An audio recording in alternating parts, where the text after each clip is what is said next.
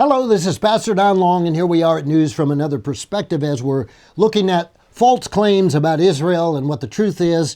We've been in this series for 2 weeks. We'll continue to move through 7 false claims we're looking at about Israel. I'm getting these ideas from George Phillips.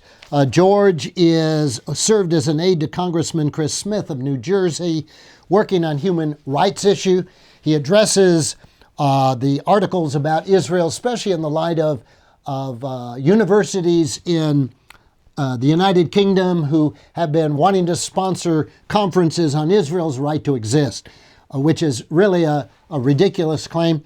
But let me go over some of the false claims. I want to review where we've been so far and then move on to the next ones.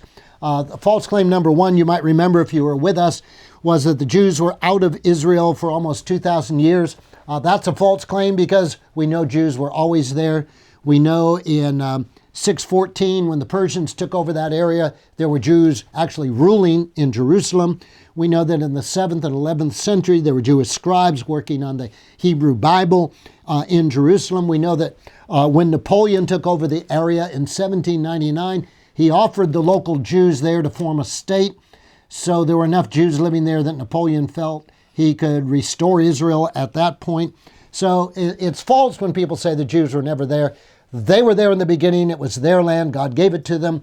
It was the Romans in 70 AD and finally in 132 AD that succeeded in kicking the Jews out, spreading them all around the world, and renaming it Palestinia in the hopes of getting rid of it forever. It is God who said they have a right to return. They will return from the 4 corners of the earth. False claim number 2, that Israel came about only because of the Zionist movement in the late 19th century. And under that, we talked about the fact, and most nations came into existence in the late 19th century because of nationalistic movements.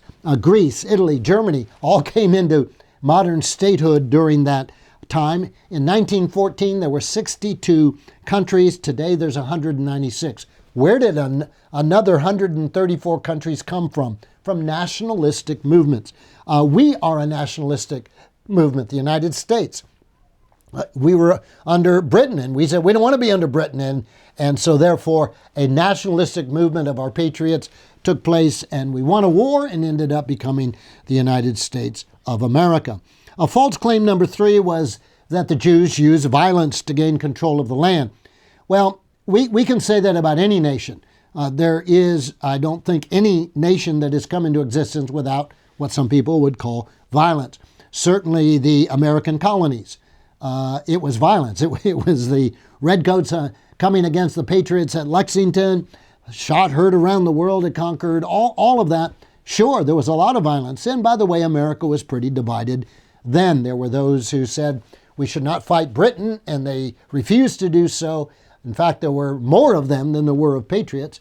And there were those who said Britain has no right to control our destiny. We are British subjects who have a right to decide what we want to do. And that was how America came to be in existence. Whether it's Latin American movements, the Algerians, the Irish, people in Bangladesh, throughout the 20th century, nations have come into existence, and violence has always been part of it. It doesn't justify the violence, but it does say you can't single out one nation and say, well, you can't be a nation because you use violence. I find that an amazing argument when people, by the way, are also in support of the Palestinians and their terrorist attacks and blowing up people. Somehow or other, if it's a resistance movement, it's okay. Well, that doesn't quite fly with the logic department. Then last week we ended up talking about the fact that the false claim number 4 is the Palestinians controlled the land for centuries. And in that we talked, no, who controlled it for centuries was the Ottomans, and that the Ottoman Empire controlled the whole Middle East, and there was no Palestinian movement. There were no nationalistic movements saying we want to have our own state, we want to be Palestinians. By the way, Palestine was the name for the area. If you were Jew, Gentile, Arab, didn't make any difference. If you lived in that day under the British mandate and you had a passport, it said your birthplace was Palestine. There was no Palestinian movement. By the way, when Arafat tried to create the idea of this historic Palestinian people, he had a challenge because there's no identification of a Palestinian people in history. There's no identification of a Palestinian language. there's no identification of a Palestinian government. There's no identification of a Palestinian currency. So if the Palestinians were this great culture that the Jews kicked out, where was their currency? Where was their language? Where was their capital? Where was their people? But when you talk about the Jews, we can show you their currency, we can show you their capital, we can show you their history, and we can show you their language, all of which, by the way, have been reconstituted today. So the idea that the Palestinians controlled the land is a false claim. So let's move today on to claim number 5. And that says that the UN resolution legitimizing the state of Israel did not actually pass. Wow. It's called Resolution 181. You know, it's amazing. People don't read. They believe what everyone else says. Let me give you a good example, and you'll find PhDs in universities saying this. You'll find high school teachers across the country saying this, and that is that there should be no mixture of state and religion, that they're to be separate, separation of church and state is an act of the Constitution. And I always say when I hear that people, I said, go read the Constitution and show me where the phrase separation of church and state is. And they said, well, it's in the Constitution. I said, well, if you keep saying that, I know one thing about you. I know you haven't read the Constitution. It's not in the Constitution. You'll find nowhere in the Constitution that it talks about the separation of church and state. The phrase came out of a letter that was written by one of our forefathers. And it was not written, by the way, to say that the church should not be involved with the state. The point of the letter was to say the state shouldn't interfere with the church. Actually, the way the letter was written is just the opposite of how the phrase is interpreted. And yet we have judges who don't understand that and who rule on the basis of that. We have school boards, we have teachers in college, how can so many people be wrong? Because history proves that people will believe a lie, as Goebbels said in World War II as the propaganda minister for Hitler, that if you tell a lie often enough and loud enough, people will accept it as the truth.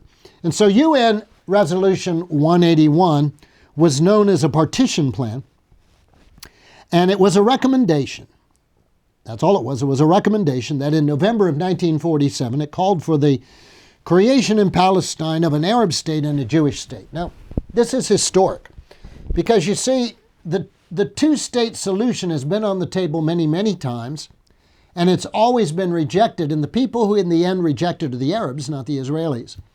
So in 1947, the UN said, despite the fact that all of the land of the British Mandate was supposed to be to the Jews and 3/4 of it was illegally given away to form Jordan, we're going to take that 1/4 that's left and we're going to divide it even further. And we're going to give half of it to the Jews and half of it to form a Palestinian state, and the Arabs rejected it. See, the Arabs never want a two-state solution. They want all the land and they want all the Jews out, period, end of story. If you look at the Palestinian textbooks, starting in the elementary school all the way through their high schools, when it comes to describe Palestine and the state, you'll see an area that looks like Israel, and over it is the Palestinian flag. They do not have, nor do they teach, any future that provides for a Jewish state. People say, well, the Arabs need to have a state. The Arabs have lots of states. You know, Syria, Lebanon, Iran, Iraq, Saudi Arabia, Egypt, go through all of North Africa. They have all the states they need. Israel has one. Jews have one state. And the Arabs do not accept that. And starting in 1947, we will not agree. After the war of 1967, they came out and they said there will be no recognition, no one state, no Jews allowed. They're never going to agree to it. If they sign a treaty, it's only temporarily. They do not sign treaties because that's the way they're willing to accept and move forward.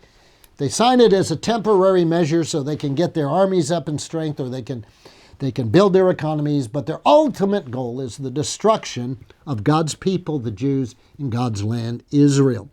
And so when Israeli independence was declared on May 14th, 1948, just at the time when the British Mandate was set to expire, on May 11th in 1949, UN Resolution 273 was passed, and it admitted Israel to the United Nations.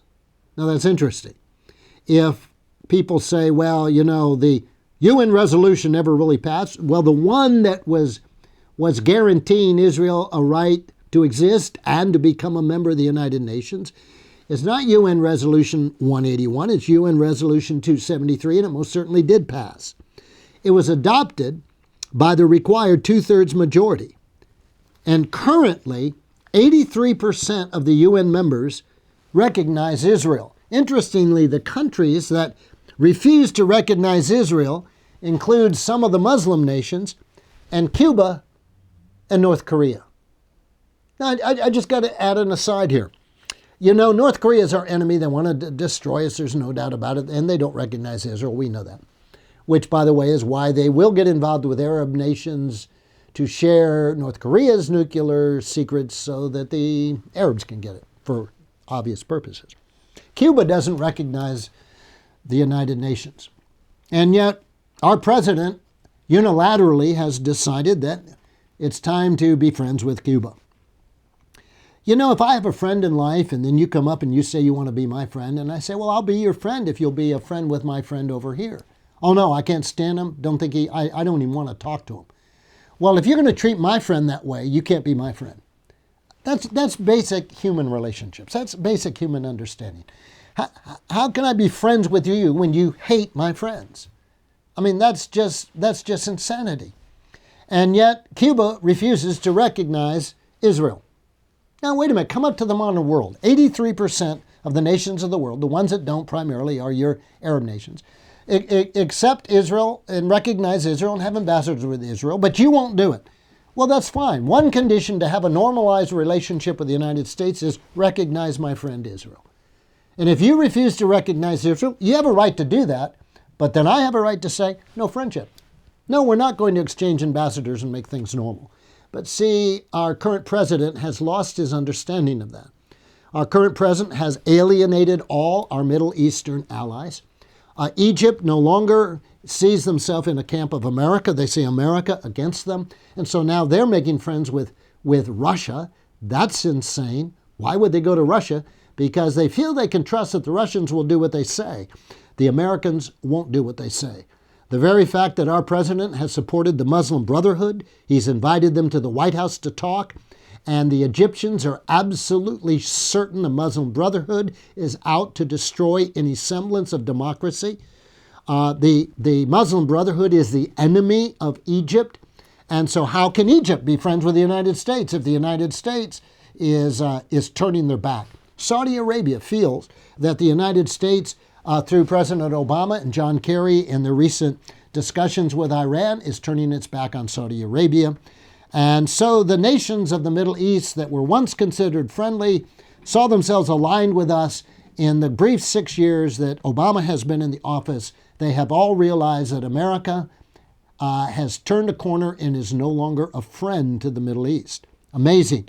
All the nations of the Middle East are concerned now about Iran getting its nuclear weapon. They know it will. If this continues on the road it's going, they know it will. So the Saudis are looking to Pakistan to see if they can help them get a weapon. Here's an amazing story that John Bolton recently mentioned in an article. John Bolton, former ambassador of the United States to the United Nations, observed that it's interesting the thought that Iran should end up with a nuclear bomb is creating panic among the other Arab nations, creating their desire likewise to get a nuclear weapon, and they believe that if Iran gets one, it'll use it. But everybody in the Middle East knows that Israel has one. Now, Israel hasn't officially admitted they have one, but we all know they do.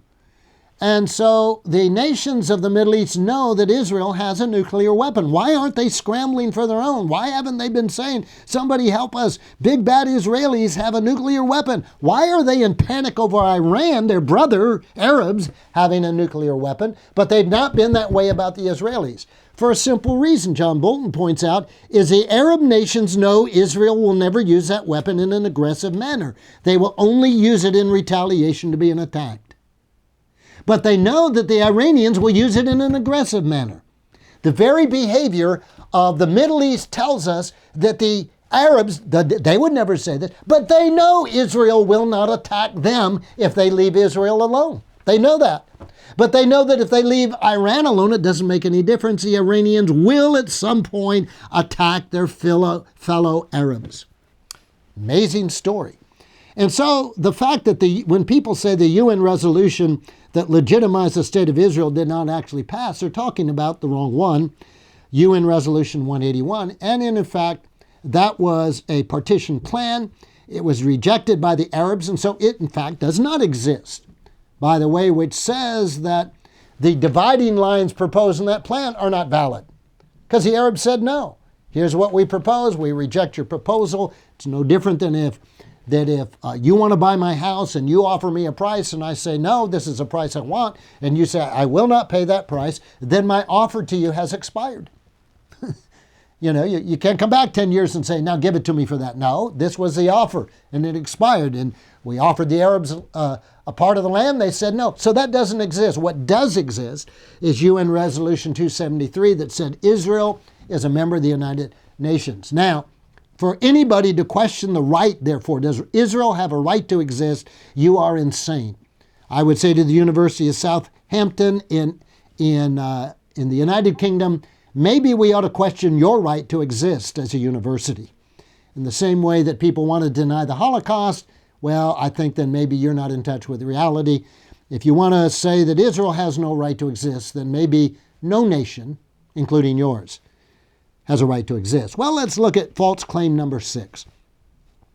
False claim number 6 says Israel came about only due to sympathies surrounding the Holocaust. In 1917, well before the Holocaust, the British put forth the Balfour Declaration, which favored, quote, a national home for the Jewish people in Palestine. So Lord Balfour's proclamation, signed by the British government, accepted by the League of Nations, that we favor the creation of a national home for the Jewish people, took place almost 30 years before the Holocaust. So when people have a view of history that says, well, the only reason Israel exists is because people felt sorry for the Jews because of the Holocaust. No. Israel exists because people recognize they have a right to their national homeland, that they were expelled by evil people and they have a right to return to what is their land. Has nothing to do with the Holocaust. And in fact, in 1922, the League of Nations confirmed the Balfour Declaration and put the process for statehood into motion. And in 1936, in the midst of Arab violence, the British Peel Commission called for a plan to create a Jewish state. But the plan was not enacted. We're still talking about movements taking place 1917, 1922, 1936, all of which said we've got to create a national homeland for the Jews that had nothing to do with the Holocaust. So when someone says that the only reason the Jews have a state is because people felt sorry for them in the Holocaust, that's a false claim. It's not the truth. False claim number 7. The Palestinians have a right to part of the territory based on the original UN plan. Now, I already mentioned part of this one, but let me read what the author here says. Palestinians have been offered part of the territory for a Palestinian state again and again. The Palestinians, however, rejected a state of their own, offered by the Peel Commission in 1937. They rejected a state of their own in UN Resolution 181 because they would not accept a Jewish state. They came back from the Khartoum Conference in 1967 with 3 no's. No peace, no recognition, no negotiations. And they twice rejected offers for a Palestinian state from Israel's Prime Minister, Ehud Barak, and later from Prime Minister Ehud Olmert, both of whom offered 97% of everything the Palestinians demanded, and they didn't even submit a counteroffer. You know, the State Department was shocked when Arafat met here in the United States with Olmert. We have that famous picture of Bill Clinton shaking hands with him and everything. And Olmert came back and said, we'll give we'll give Arafat 97% of what he wants. We're going to give him half of Jerusalem. By the way, Omer's decision to do that would have meant the end of Omer's career. But he was so wanting to have peace that he said, we'll give up the West Bank, we'll give up this, we'll give up all this. 97% of he want. And Arafat said no, and the State Department was in shock. Why were they in shock? Because they refused to accept the truth. The Palestinians don't want a state, they want the Jews out. And that agitation to remove the Jews continues to be existing today.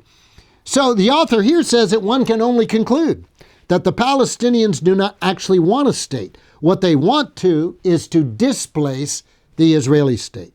They themselves have confirmed this suspicion at least twice. First in the PLO phased plan of 1974, never rescinded, which calls for eliminating Israel in stages. Wait a minute. If you have a plan that says we're going to get rid of Israel, we find out we can't do it through war. Every time we go to war, we lose. So we're going to get them in stages. We're going to get part of this land. We'll get control of part of the West Bank. Then we're going to get the whole West Bank. And then we're going to get this, and we're going to get this.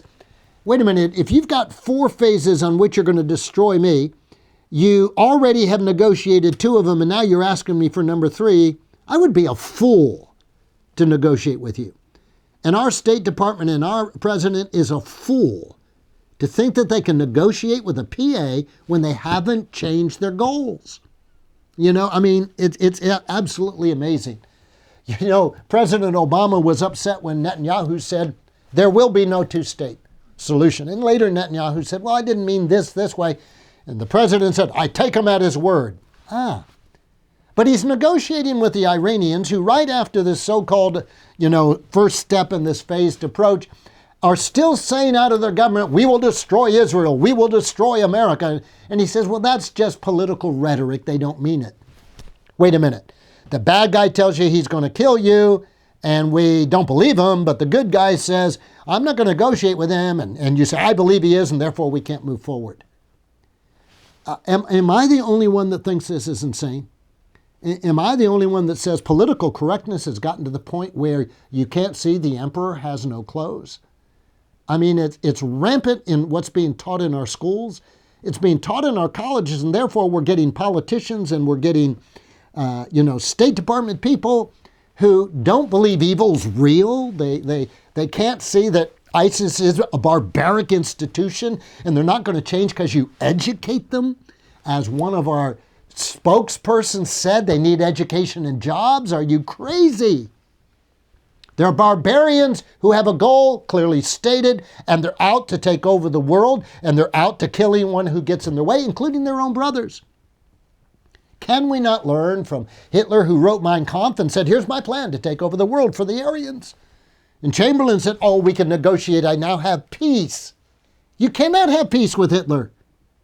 And while people applauded by the tens of thousands, within months, the world was at war with Hitler, and thousands, actually 60 million people were killed in World War II because somebody thought they could negotiate with evil. Evil tells you what it wants to do, and you better believe it. If somebody says they want to kill you, take them seriously. My. So the fact that, they have this original plan and therefore they have a right to a state, excuse me. The Hamas Charter, by the way, calls not just for the destruction of Israel. The Hamas Charter calls for a genocide of Jews everywhere. In their charter, it is not just to take the land. Their charter calls for the destruction of Jews everywhere in the world. Hamas is supposedly a member now of a joint Hamas-Palestinian joint government that they're trying to form together that our State Department says we need to work with. Wait a minute. If you're a Jewish citizen in the United States, how on earth can you support a government that says we're going to go along with someone who says we want to kill every Jew? That means you, here in the United States. Oh, but that's just religious rhetoric. No, it's exactly what they want to do. And so false claim number 7 of the 7 claims is the Palestinians have a right to the part of a territory based on the UN plan. They have such no right. And so George Phillips concludes, and let me read his conclusion here, the existence of Israel, the only country in the region with human rights, the only country with freedom of expression, the only country in the Middle East with equal justice under law, is not and should not even be in question. The more appropriate question is if organizations that ask that question should exist. And so in conclusion to all of this, what do we say? That there's an education going out into the world that is so off base that it causes you not to see what's happening. We are in the end times biblically. I believe we are in the times when God said, this is the season that's upon us, and it would be wise for us to choose to look through the eyes of God rather than the eyes of the world. This is Pastor Don Long. I look forward to having you join us next week.